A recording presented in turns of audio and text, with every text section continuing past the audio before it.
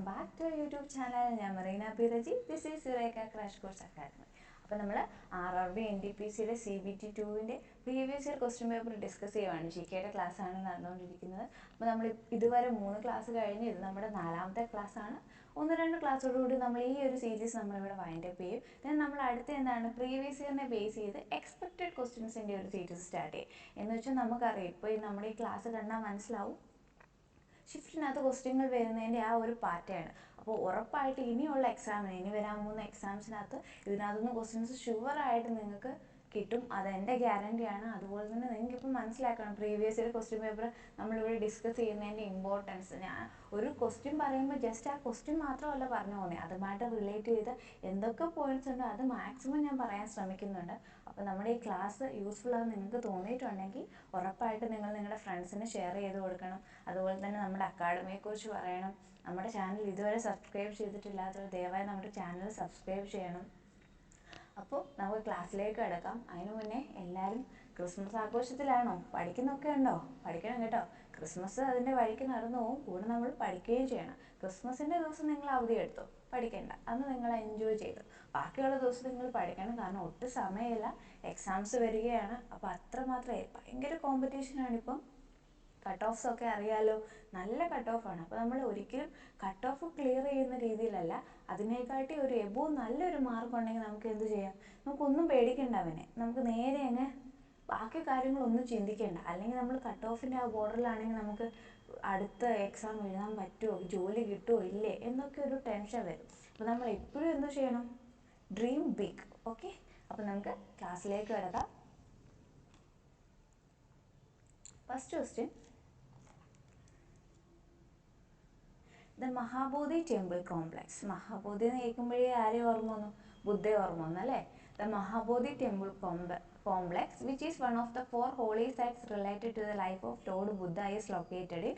എവിടെയാണ്? നമുക്കറിയാം മഹാബോധി ട്രീയുടെ കീഴിലിരുന്നപ്പോഴാണ് ആർക്ക്, നമ്മുടെ ബുദ്ധന് എൻലൈറ്റ്മെന്റ് കിട്ടിയത്. അപ്പോൾ എവിടെയാണ്? ബീഹാറിലെ ബോധ്ഗയ. ഓക്കെ, ബോധ്ഗയ. നമുക്കറിയാം ബോധ്ഗയ എന്നുള്ള ലൊക്കേഷനിലാണ് ഈ മഹാബോധി ടെമ്പിൾ. ഇവിടെ വെച്ചാണ് എന്ത്, നമ്മുടെ ബുദ്ധൻ എന്തോ ചെയ്ത് കിട്ടിയത്, ഗ്രേറ്റ് എൻലൈറ്റ്മെന്റ്.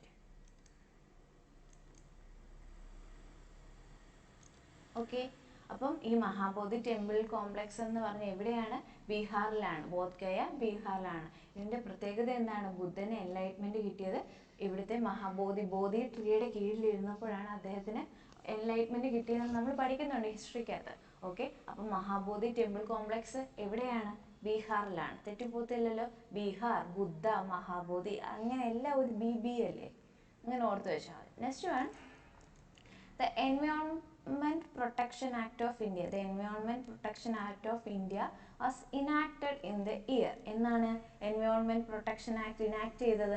1986-ലാണ്. ഓക്കെ, നമ്മുടെ എൻവയോൺമെന്റിനെ പ്രൊട്ടക്ട് ചെയ്യണം എന്നതിന് വേണ്ടി ഒരു ആക്ട് കൊണ്ടുവന്നതാണ് the environment protection act of India. അത് എന്നാണ് ഇനാക്ട് ആയത്? 1986. കണ്ടു, ഇതൊക്കെ വർഷങ്ങളൊക്കെ ചോദിക്കുന്നതാണ്, അപ്പോൾ അത്രമാത്രം ഇമ്പോർട്ടൻ്റ് ആണ്. Okay, next question, which schedule of the Constitution of India lists the state and union territories of India? നമ്മളറിയാം ഷെഡ്യൂൾസിൻ്റെ ഒരു പ്രത്യേക വീഡിയോ ഇട്ടിട്ടുണ്ടായിരുന്നു. ആ കോഡ് എത്ര ഷെഡ്യൂളുണ്ട് നമുക്കിപ്പോൾ ടോട്ടൽ ഇന്ത്യൻ കോൺസ്റ്റിറ്റ്യൂഷൻ? അത് ടോട്ടൽ 12 ഷെഡ്യൂളാണ് ഉള്ളത്. അത് പഠിക്കാൻ ഞാനൊരു കോഡ് പറഞ്ഞു. എന്തായിരുന്നു? മറന്നു പോയോ? മറക്കല്ലേ കേട്ടോ. എന്തായിരുന്നു? Tears of old P M. Okay, tears of old P M എന്നായിരുന്നു കോഡ്. അതിനകത്ത് ടി എന്താണ്? Territories, union and territory. അപ്പം തന്നെ നമുക്ക് ആൻസർ കിട്ടി. എന്താണ്? സ്റ്റേറ്റ് ആൻഡ് യൂണിയൻ ടെറിട്ടറീസ് എത്രാമത്തെ ഷെഡ്യൂളാണ്? First schedule. ഓക്കെ, ഫസ്റ്റ് ഷെഡ്യൂളാണ്. ഈ ഒരു കോഡ് ഉണ്ടെങ്കിൽ നമ്മൾ ആ 12 ഷെഡ്യൂളും തെറ്റാതെ നമുക്ക് ഓർത്തിരിക്കാൻ പറ്റും. ഓക്കെ, അപ്പോൾ സ്റ്റേറ്റ് ആൻഡ് യൂണിയൻ ടെറിട്ടറീസ് എന്താണ്? First schedule. നമ്മളെ ആ ഷെഡ്യൂളിൻ്റെ ക്ലാസ് കണ്ടിട്ടില്ലെങ്കിൽ നിങ്ങൾ നമ്മുടെ വീഡിയോസിനകത്ത്, ചാനലിൻ്റെ വീഡിയോസിനകത്ത് പബ്ലിക്കായിട്ട് ഇട്ടിട്ടുണ്ട്, അത് പോയി കാണുക. Okay, next one, Mount St. Helens is an active stratovolcano is located in. എവിടെയാണ് ഈ Mount Saint Helens volcano, active stratovolcano? എവിടെയാണ്? യുണൈറ്റഡ് സ്റ്റേറ്റ്സ് ഓഫ് അമേരിക്ക, അമേരിക്കയിലാണ്. ഓക്കെ, USA-ലാണ് മൗണ്ട് സെന്റ് ഹെലൻസ്. ഓക്കെ, ഇതൊക്കെയെന്ന് പറഞ്ഞാൽ ഇതൊന്നും നമ്മൾ അങ്ങനെ റിപ്പീറ്റായിട്ട് ചോദിച്ച ക്വസ്റ്റ്യൻ ഒന്നും അല്ല, ഇതൊക്കെ പുതുതായിട്ട് ചോദിക്കുന്നതാണ്. അപ്പോൾ ഇനിയും ക്വസ്റ്റ്യൻസ് റിപ്പീറ്റായിട്ട് വരും. അപ്പോൾ നമുക്ക് ഇതൊക്കെ എന്താണ്, ഇത് ഈ ക്ലാസ് കണ്ടിരിക്കുന്ന ഒരാൾക്ക് ഇനി ഇതേ ക്വസ്റ്റ്യൻ റിപ്പീറ്റായിട്ട് ചോദിക്കുകയാണെങ്കിൽ നമുക്ക് മാർക്ക് ചെയ്യാം. അതൊക്കെ നമ്മുടെ ഓരോ ബോണസ് മാർക്കാണ്. Okay, next one, optical fibre works on the principle of. Optical fibre ഏത് പ്രിൻസിപ്പിൾ കാരണമാണ് വർക്ക് ചെയ്യുന്നത്? Total internal reflection. നമുക്കറിയാം, കൊച്ചു സയൻസ് ക്ലാസ്സിലൊക്കെ നമ്മൾ പഠിച്ചതാണ് ഒപ്റ്റിക്കൽ ഫൈബർ ഏത് പ്രിൻസിപ്പിൾ കാരണമാണ്? ടോട്ടൽ ഇന്റേണൽ റിഫ്ലക്ഷൻ കാരണമാണ് വർക്ക് ചെയ്യുന്നത്. Okay, next one, the Gandhara art a style of Buddhist. Gandhara art എന്ന് കേൾക്കുമ്പോഴേ നമുക്കറിയാം ഏത് ഡൈനാസ്റ്റിയാ? കുഷൻ ഡൈനാസ്റ്റിയാണ്. ഓക്കെ, കുഷൻ ഡൈനാസ്റ്റിയാണ്. The Gandhara art a style of Buddhist visual art developed between the 1st century BC and the 7th century flourished largely during ഏത് ഡൈനാസ്റ്റിയാണ്? Gandhara art. Gandhara art എന്ന് ഇത് CGL-ന് റിപ്പീറ്റ് ആയിട്ട് ചോദിച്ചിട്ടുണ്ട്. ഗാന്ധാര ആർട്ട് ഏത് ഡൈനാസ്റ്റിയിലായിരുന്നു ഫ്ലറിഷ് ചെയ്തത്? എപ്പോഴാണ്? കുഷൻ ഡൈനാസ്റ്റിയാണ്. ഈ കുഷൻ ഡൈനാസ്റ്റി എന്ന് കേൾക്കുമ്പോൾ നമുക്ക് എന്താ ഓർമ്മ വരുന്നത്? കനിഷ്ക. കനിഷ്ക ഓർമ്മ വരുന്നുണ്ടോ? കുഷൻ ഡൈനാസ്റ്റി എന്ന് കേൾക്കുമ്പോൾ ഓർമ്മ വരണം കേട്ടോ. കനിഷ്കയുടെ സമയത്തായിരുന്നു ഈ ഗാന്ധാര ആർട്ടൊക്കെ ഭയങ്കര നല്ല രീതിയിൽ ഫ്ലറിഷ് ചെയ്തത്. ഓക്കെ, ഈ കനിഷ്കയെ കുറിച്ച് പറയുവാണെങ്കിൽ നമുക്കറിയാം ഫോർത്ത് ബുദ്ധിസ്റ്റ്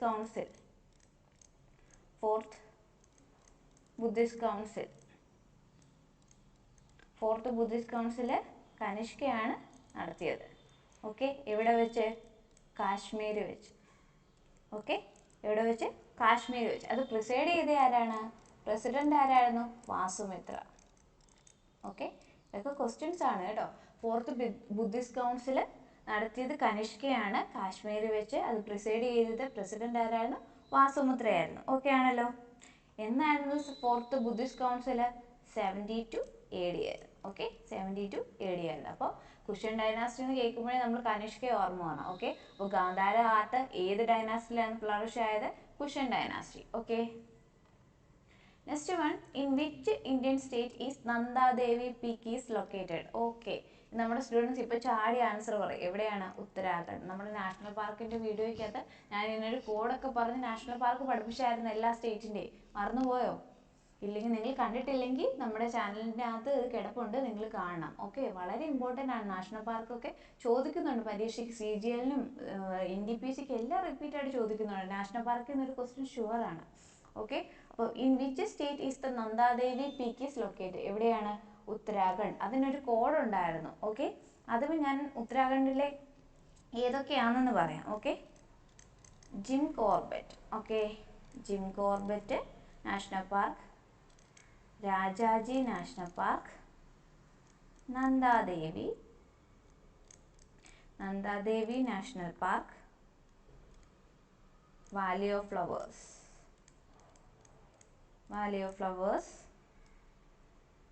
ഗംഗോത്രി, ഗോവിൽ. ഇത്രയുമാണ് ഉത്തരാഖണ്ഡിലെ നാഷണൽ പാർക്കുകൾ. ഓക്കെ, ഇത്രയാണ് നമ്മുടെ ഉത്തരാഖണ്ഡിലെ നാഷണൽ പാർക്ക്. അതിനൊരു കോഡ് എന്തായിരുന്നു?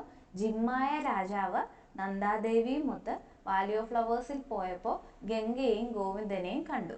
ഓക്കെ ആണല്ലോ. ജിമ്മായ രാജാവ് എന്ന് പറയുമ്പോൾ ജിം കോർബറ്റ്. രാജാവ് എന്ന് പറയുമ്പോൾ എന്താണ്? Rajaji national park. Nanda Devi national park. Valley of ഫ്ലവേഴ്സിൽ പോയപ്പോൾ Valley of Flowers national park. ഗംഗയെന്ന് പറഞ്ഞാൽ ഗംഗോത്രി നാഷണൽ. ഗോവിന്ദനെയും എന്ന് പറഞ്ഞാൽ ഗോവിന്ദ് നാഷണൽ പാർക്ക്. ഗോവിന്ദനെയും കണ്ടു. അപ്പോൾ ഉത്തരാഖണ്ഡിന്റെ കോഡ് ഇതാണ്. അപ്പോൾ ഉത്തരാഖണ്ഡ് നന്ദാദേവി എവിടെയാണ്? ഏത് സ്റ്റേറ്റിലാണ്? ഇനി തെറ്റിപ്പോവോ? ഇല്ല, ഉത്തരാഖണ്ഡിലാണ്. ഓക്കെ ആണല്ലോ. നെക്സ്റ്റ് വൺ, ഞാൻ കഴിഞ്ഞ ക്ലാസ്സിൽ പറഞ്ഞായിരുന്നു ഫുൾ ഫോം ഒക്കെ ചോദിക്കുന്നുണ്ടെന്ന് പരീക്ഷയ്ക്ക്. ഇനി ഇതിൻ്റെ എന്താണ്? UNITA സ്റ്റാൻഡ് ഫോർ എന്താണ്? United Nations Institute for Training and Research. എന്താണ്? United Nations Institute for Training and Research ആണിത്. ഓക്കെ, ഇതിൻ്റെ ഹെഡ് ക്വാർട്ടർ എവിടെയാണ്? United Nation Institute for Training and Research എന്നാണ് UNITA യുണൈറ്ററിൻ്റെ ഫുൾ ഫോം. ഓക്കെ, ഇതിൻ്റെ head quarter എവിടെയാണ്? Head quarter Geneva, Switzerland. Okay, Geneva സ്വിറ്റ്സർലൻഡിലാണ്. അതുപോലെ ഇത് എന്നാണ് എസ്റ്റാബ്ലിഷ് ചെയ്തത്? 11 ഡിസംബർ 1963. ഓക്കെ, യുണൈറ്റഡ് എന്നുള്ളത് United Nation Institute for Training and research ആണ്. അത് എസ്റ്റാബ്ലിഷ് ചെയ്ത് 11 ഡിസംബർ 1963 ആണ്. ഇപ്പോഴത്തെ ഹെഡ് ആരാണ്? Current head Nikhil Seth. Okay, current head Nikhil Seth ആണ്. ഓക്കെ ആണല്ലോ. Next one, the type of a file in a computer can be identified by the. Okay, കമ്പ്യൂട്ടറിനകത്തെ ഫയൽസിനെയൊക്കെ നമ്മൾ ഏത് ടൈപ്പാണോ ഐഡൻറ്റിഫൈ ചെയ്യുന്നത് എന്ത് കാരണമാണ്? File extension. നമുക്കറിയാം ഫയൽ എക്സ്റ്റൻഷൻ എന്ന് പറഞ്ഞാൽ എന്താണ്? അതിൻ്റെ .ppt എന്ന് കാണാം. ഇതെന്താണ്? ഇത് ഏത് ഫയലാണെന്ന് ഇത് കാണുമ്പോഴേ മനസ്സിലാവും, പവർ പോയിന്റ് ആണെന്ന് മനസ്സിലാവും. അതുപോലെ തന്നെ അടുത്ത PNG എന്ന് പറഞ്ഞാൽ എന്താണ്? PNG എന്ന് പറഞ്ഞാൽ പോർട്ടബിൾ നെറ്റ്വർക്ക് ഗ്രാഫിക്സ്. ഇത് കണ്ടാലേ നമുക്കറിയാം പിക്ചർ ആണെന്ന്. ഓക്കെ, അപ്പം നമുക്ക് എന്താണ്, ഒരു ഫയൽ എക്സ്റ്റൻഷൻ കാണുമ്പോഴാണ് അത് ഏത് ടൈപ്പ് ഫയലാണെന്ന് മനസ്സിലാവുന്നത്. ഓക്കെ ആണല്ലോ. Next one, in which of the following sports does Bombayla Devi Laishram represent? Okay, അവർ എവിടുത്തെയാണ്, ഏത് സ്പോർട്സ് ആണ്? ആർച്ചറി. ഓക്കെ, ആർച്ചറിയിലാണ് അവർ നമ്മുടെ ഇന്ത്യക്ക് വേണ്ടി റെപ്രസെന്റ് ചെയ്തത്. അപ്പോൾ ആർച്ചറി എന്ന് കേൾക്കുമ്പോൾ നമുക്കറിയാം എവിടുത്തെ നാഷണൽ ഗെയിമാണ്? ഭൂട്ടാന്റെ നാഷണൽ ഗെയിമാണ്. ഓക്കെ, ഭൂട്ടാന്റെ നാഷണൽ ഗെയിമാണ് ആർച്ചറി. ഓക്കെ ആണല്ലോ. Next one, Ajanta cave paintings are the testimony to the golden age of dash in India. Ajanta cave എന്തിൻ്റെയാണ്? ബുദ്ധിസമാണ്. ഓക്കെ, അജന്ത കേവ് പെയിന്റിങ്സിനകത്ത് ഏറ്റവും കൂടുതൽ എന്താണ്? ബുദ്ധിസത്തെ കുറിച്ചുള്ളതാണ്. ഓക്കെ ആണല്ലോ.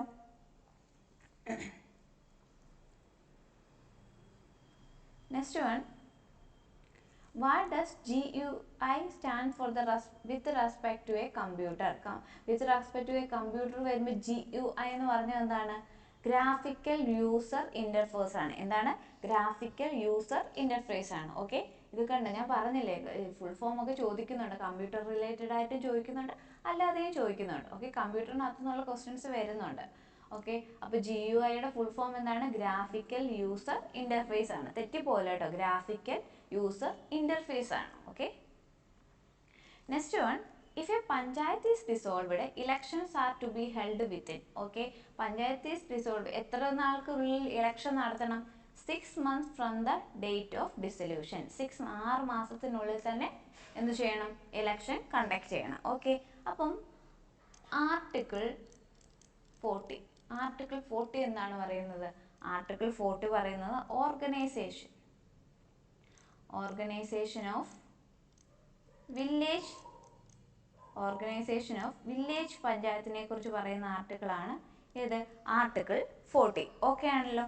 അതുപോലെ തന്നെ നമുക്കറിയാം എത്രാമത്തെ പാർട്ടിലാണ്?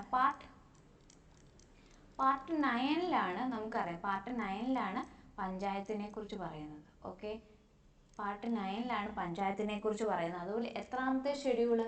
11ാമത്തെ ഷെഡ്യൂളിലാണ്. ഓക്കെ, 11ാമത്തെ ഷെഡ്യൂളിൽ എന്താണ്? പഞ്ചായത്തിനെ കുറിച്ചാണ് പറയുന്നത്. അതെ, എത്രാമത്തെ അമെൻമെന്റ് ആയിരുന്നു? 73rd അമെൻമെന്റ് 1992. ഓക്കെ, ഇതൊക്കെ ക്വസ്റ്റ്യൻ ആണ് കേട്ടോ.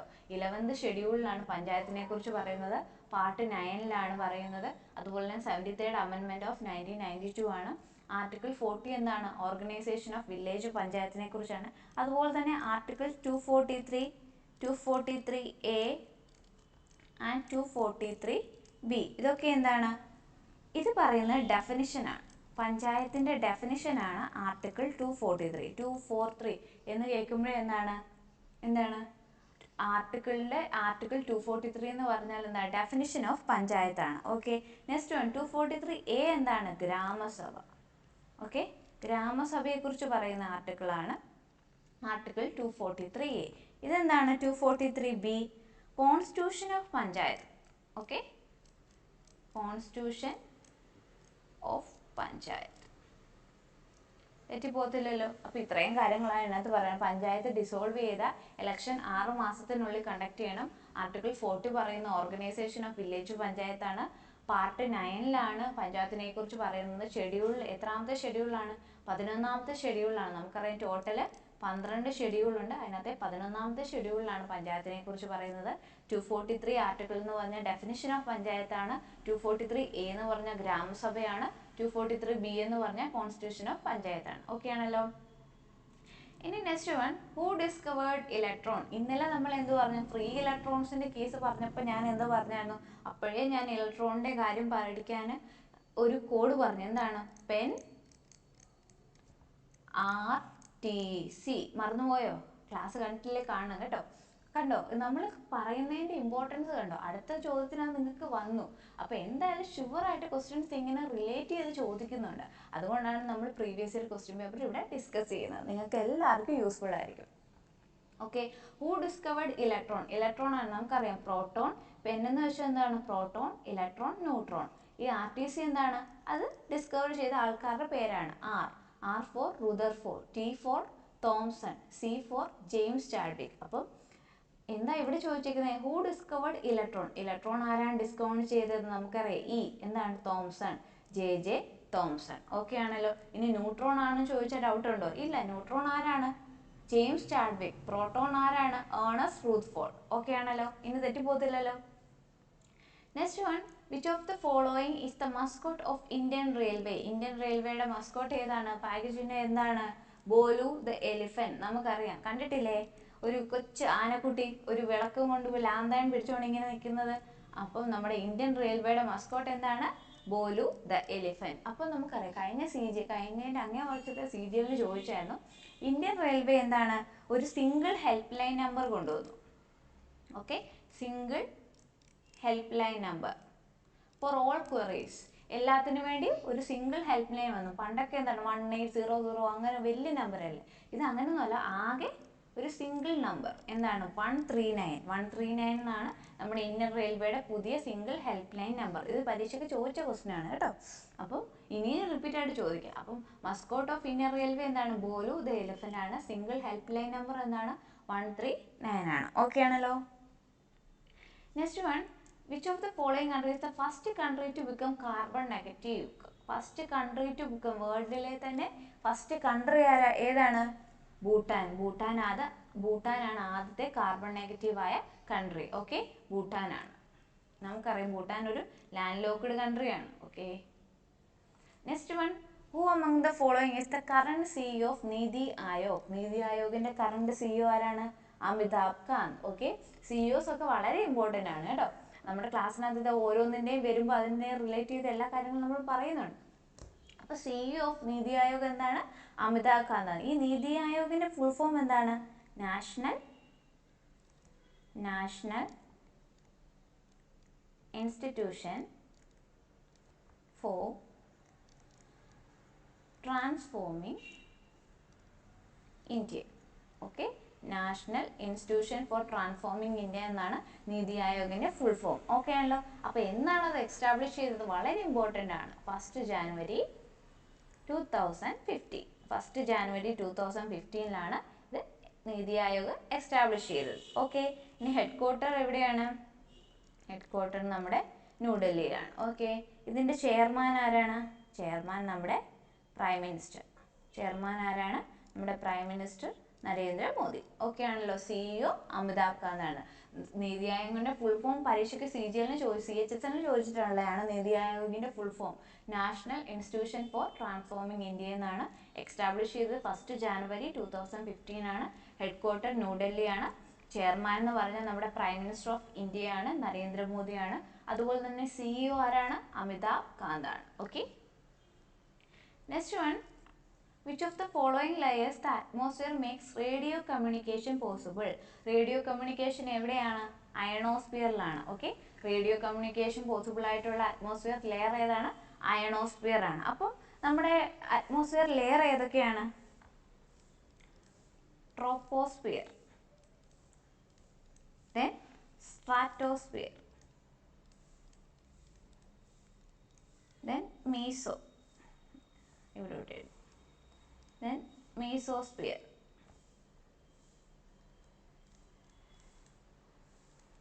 അത് കഴിഞ്ഞ് എന്താണ്? തെർമോസ്ഫിയർ, then എക്സോസ്ഫിയർ, പുറത്തുള്ളത്. ഓക്കെ, ഇത്രയാണ് നമ്മുടെ ഇമ്പോർട്ടൻ്റ് ആയിട്ടുള്ള atmosphere layers. Troposphere, stratosphere, mesosphere, thermosphere and exosphere. ഇത് ഓർത്തിരിക്കാൻ നമുക്കൊരു കോഡായിട്ട് ഞാൻ പറയാം. That snake must think I am evil. ഇത് ഓർത്ത് വെച്ചാൽ മതി. That snake must think I am evil എന്ന് വെച്ചാൽ T എന്താണ്? ട്രോപ്പോസ്ഫിയർ. S എന്താണ്? സ്ട്രാറ്റോസ്ഫിയർ. മസ്റ്റിന്റെ M എന്താണ്? മീസോസ്ഫിയർ. നെക്സ്റ്റ് ടി എന്താണ്?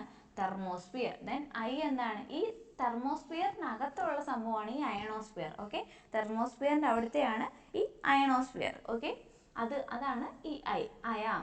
ഇവിൾ എന്താണ്? എക്സോസ്ഫിയർ. അപ്പോൾ ഈ ഒരു കോഡ് അങ്ങ് ഓർത്ത് വെച്ചാൽ മതി. That snake must think I am evil. ഇതിനകത്ത് നമ്മുടെ റേഡിയോ കമ്മ്യൂണിക്കേഷൻ പോസിബിൾ ആയിട്ടുള്ള ഏത് ലെയറാണ്? ഇവിടെ ഈ തെർമോസ്ഫിയറിനും എക്സോസ്ഫിയറിനും ഇടയ്ക്കാണ് നമ്മുടെ അയണോസ്ഫിയർ. അവിടെയാണ് റേഡിയോ കമ്മ്യൂണിക്കേഷൻ പോസിബിൾ ആയിട്ടുള്ളത്. ഇനി എന്താണ്? നമ്മുടെ ഓസോൺ ലെയർ എവിടെയാണ് കാണപ്പെടുന്നത്? ഓസോൺ ലെയർ കാണപ്പെടുന്നത് നമ്മുടെ സ്ട്രാറ്റോസ്ഫിയറിലാണ്. ഓക്കെ, സ്ട്രാറ്റോസ്ഫിയറിലാണ് ഓസോൺ ലെയർ കാണപ്പെടുന്നത്. അതുപോലെ തന്നെ എന്താണ്? പ്ലെയിൻസ് ഫ്ലൈ ചെയ്യുന്ന എവിടെയാണ്? അത് സ്മൂത്തായിട്ട് പ്ലെയിന് ഫ്ലൈ ചെയ്യാൻ പറ്റും. എവിടെ? സ്ട്രാറ്റോസ്ഫിയറിൽ. ഓക്കെ, അപ്പം lowest part of the atmosphere ആണ് ട്രോപ്പോസ്ഫിയർ. ഓക്കെ, ഏറ്റവും ഹോട്ടസ്റ്റ് ലെയർ ഏതാണ്? ഹോട്ടസ്റ്റ് ലെയർ തെർമോ എന്ന് പറയുമ്പോൾ ടെമ്പറേച്ചർ എന്ന് പറയാമല്ലോ. ഇത് ഓരോന്നും ടെമ്പറേച്ചർ വേരിയേഷൻ കാരണമാണ് നമ്മൾ ഓരോ ലെയറായിട്ട് തിരിച്ചേക്കുന്നത്. ഓക്കെ, ഏറ്റവും ഹോട്ടസ്റ്റ് ലെയർ തെർമോസ്ഫിയർ ആണ്. ദെൻ അതിനുശേഷമാണ് അയണോസ്ഫിയർ. അയണോസ്ഫിയറിലാണ് റേഡിയോ കമ്മ്യൂണിക്കേഷൻ പോസിബിൾ ആയിട്ടുള്ളത്. ഓസോൺ ലെയർ കാണപ്പെടുന്നത് സ്ട്രാറ്റോസ്ഫിയറിലാണ്. പ്ലെയിൻസ് ഒക്കെ സ്മൂത്തായിട്ട് ഫ്ലൈ ചെയ്യുന്നത് എവിടെയാണ്? സ്ട്രാറ്റോസ്ഫിയറിലാണ്. ഓക്കെ ആണല്ലോ. Next one, as per the constitution of India who is authorised to transfer the judge of one court to another? ആർക്കാണ് അതിനുള്ള പദവി? President. The president of India. President ആണ്, നമുക്കറിയാം പ്രസിഡന്റ് ആണ് അൾട്ടിമേറ്റ് പവർ ഉള്ളത്. പ്രസിഡന്റിനാണ് എന്തോ ഉള്ളത്? To transfer judge of one high court to another. Okay, ജഡ്ജിനെ ട്രാൻസ്ഫർ ചെയ്യാൻ പറ്റുന്നത് ആർക്കാണ്? പ്രസിഡന്റിനാണ്. ഓക്കെ ആണല്ലോ. പ്രസിഡന്റിന്റെ കുറച്ച് ആർട്ടിക്കിളുണ്ട്, നമ്മൾ പറഞ്ഞായിരുന്നു പവേഴ്സിന്റെ. Next one, who was the governor general of India during the sepoy mutiny of Indian freedom struggle? ആരാണ്? ലോർഡ് കാനിങ് ആണ്. നമുക്കറിയാം ലോർഡ് കാനിങ്ങിന്റെ വർഷം എന്നാണ്? 1856 to 1862 ആണ് ലോർഡ് കാനിങ് ഭരിച്ചത്. ലോർഡ് കാനിങ്ങിനെ കുറിച്ച് പറഞ്ഞത് എന്താണ്? Last governor general of India. അതുപോലെ തന്നെ എന്താണ്? First viceroy of India. Okay, first viceroy of India Lord Canning ആണ് last governor general of India and also he is the first viceroy of India. Okay ആണല്ലോ. നമുക്കറിയാം ഷിപ്പോയി മുട്ടണി എന്ന് പറഞ്ഞാൽ എന്താണ്? 1857 revolt ആണ്. റിവോൾട്ട് ഓഫ് 1857 പറയുന്നതാണ് ഷിപ്പോയി മുട്ടണി. ഓക്കെ, അപ്പോൾ ആ കാലഘട്ടത്തിൽ എന്താണ്? 1856 to 1862 ആണ് ലോർഡ് കാനിങ്. അപ്പം 1857 റിവോൾട്ടിനകത്ത് ആരായിരുന്നു ഗവർണർ ജനറൽ ചോദിച്ചാൽ ആരാണ്?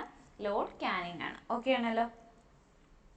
Next one, Lala Lajpat Rai hailed from. Lala Lajpat Rai എവിടെ നിന്നാണ്? കഴിഞ്ഞ ക്ലാസ്സിൽ ഞാൻ പറഞ്ഞത്. കഴിഞ്ഞ ക്ലാസ്സിലെ ക്വസ്റ്റ്യൻ എന്താണ്? കഴിഞ്ഞ ഷിഫ്റ്റിനകത്ത് ചോദിച്ചത് എന്താണ്? ഭഗത് സിംഗും അവരൊക്കെ നമ്മുടെ സോണ്ടറിനെ കൊന്നു. എന്തിനു വേണ്ടിയാണ്? ലാലാ ലജ്പത് റായിയെ എന്ത് ചെയ്തു? ബ്രൂട്ടലി എന്ത് ചെയ്തു? ലാത്തി ചാർജ് നടത്തി കൊന്നതിന്റെ ഭാഗമായിട്ട് ഭഗത് സിംഗ് ഒക്കെ അയാളെ കൊല്ലുന്നു. ഓക്കെ ആണല്ലോ. അപ്പം ഈ ലാലാ ലജ്പത് റായിയെ കുറിച്ച് അവിടെ ഞാൻ പറഞ്ഞായിരുന്നു, പഞ്ചാബ് കേസരി. ഓക്കെ, പഞ്ചാബ് കേസരി എന്നറിയപ്പെടുന്ന ആരാണ്? പഞ്ചാബ് കേസരി എന്നറിയപ്പെടുന്നത് the lion of Punjab Kesari എന്ന് പറഞ്ഞാൽ ലയൺ ഓഫ് പഞ്ചാബ് എന്നാണ് അർത്ഥം കേട്ടോ. Lion of Punjab. ഓക്കെ, അപ്പോൾ പഞ്ചാബ് കേസരി എന്നറിയപ്പെടുന്ന ലാലാ ലജ്പത് റായ് ആണ്. അതുപോലെ തന്നെ അദ്ദേഹത്തിന്റെ ഒരു ഫേമസ് ആയിട്ടുള്ള സ്ലോഗൻ ഉണ്ട്. ഫേമസ് ആയിട്ടുള്ള സ്ലോഗൻ എന്തുവായിരുന്നു? മറന്നുപോയോ? Simon go back. Simon go back എന്ന് പറഞ്ഞ സ്ലോഗൻ ആരുടെയാണ്? ലാലാ ലജ്പത് റായിയുടെയാണ്. അപ്പോൾ അദ്ദേഹം എവിടെ നിന്നാണ് വന്നത്? പഞ്ചാബാണ്. Okay, next one, MS Word is an example of. MS Word എന്ന് പറഞ്ഞാൽ നമുക്കറിയാം എന്താണ്? ഇതൊരു ആപ്ലിക്കേഷൻ സോഫ്റ്റ്വെയർ ആണ്. MS Word is an example of an application software ആണ്. Next one, FDI stands for. FDI എന്താണ്? FDI എന്ന് പറഞ്ഞാൽ എന്താണ്? ഫോറിൻ ഡയറക്റ്റ് ഇൻവെസ്റ്റ്മെന്റ് ആണ്.